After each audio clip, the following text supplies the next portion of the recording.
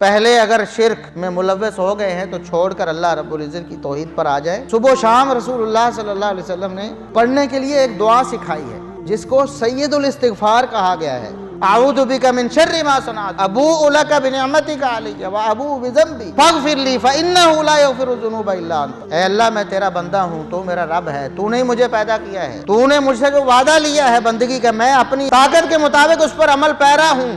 میں اپنے گناہوں کا اعتراف کرتا ہوں، تیری رحمت اور تیری مغفرت کا بھی میں اقراری ہوں، اور میں تجھ سے معافی کا طلبگار ہوں، مجھے معاف کر دے کیونکہ تیرے علاوہ کوئی معاف کرنے والا، اور جو گناہ مجھ سے سابقہ زندگی میں ہو چکے ہیں ان کی نحوست سے مجھے بچا لینا۔ اور آپ صلی اللہ علیہ وسلم نے فرمایا کہ جو شخص صبح کے وقت یہ سید الاستغفار پڑھ لیتا ہے، شام تک اگر فوت ہو جاتا ہے تو وہ فطرت اور اسلام پر فوت ہوگا، یعنی اللہ رب العزت اس کو جنت نصیب کر دے۔ اور اگر شام کو پڑھ لیتا ہے، اگلی فجر سے پہلے رات کو فوت ہو جاتا ہے، تو اللہ رب العزت تب بھی اس کو ایمان پر موت دے گی۔